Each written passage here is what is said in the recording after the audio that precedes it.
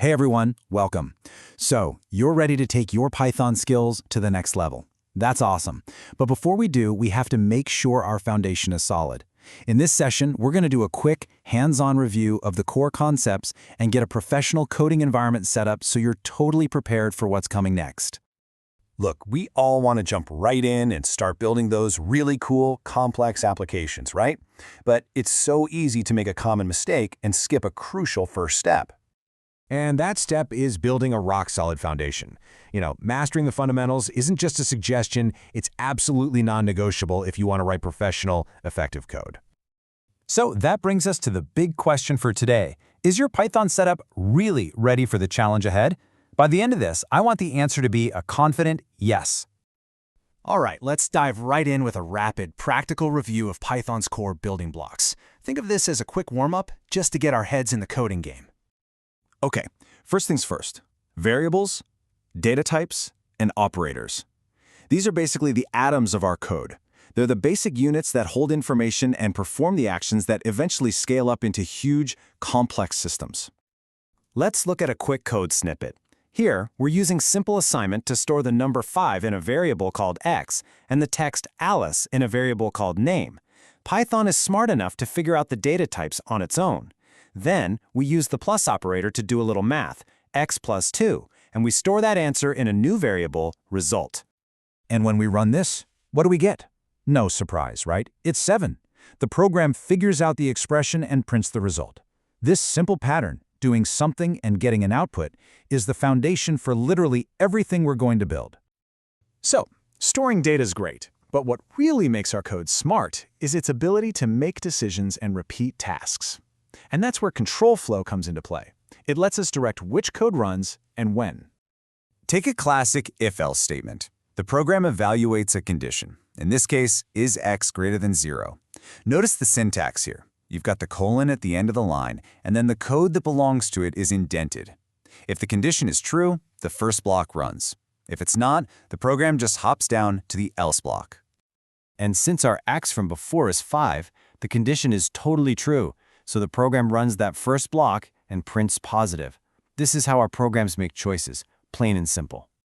Now, what about when you need to do something over and over? Well, for that, we use loops. A for loop is perfect for this. Here, range of 5 just gives us a sequence of numbers, 0, 1, 2, 3, and 4.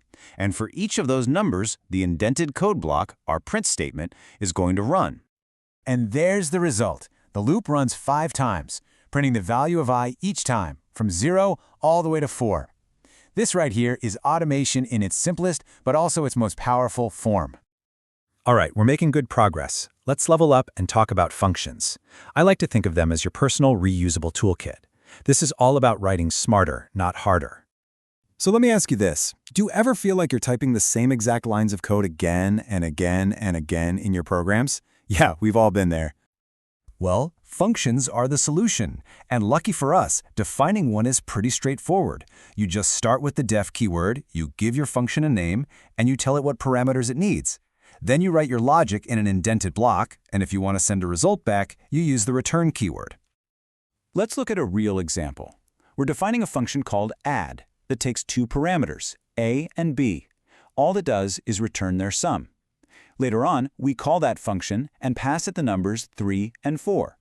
The function does its job, and the return statement sends the answer back, which we then catch and store in our sum_result variable. And of course, the output is 7. What we just did here is huge. We packaged up a piece of logic into this neat, reusable block. Now we can call add 100 times with different numbers, and we never have to write that logic again. That's what I call efficient coding.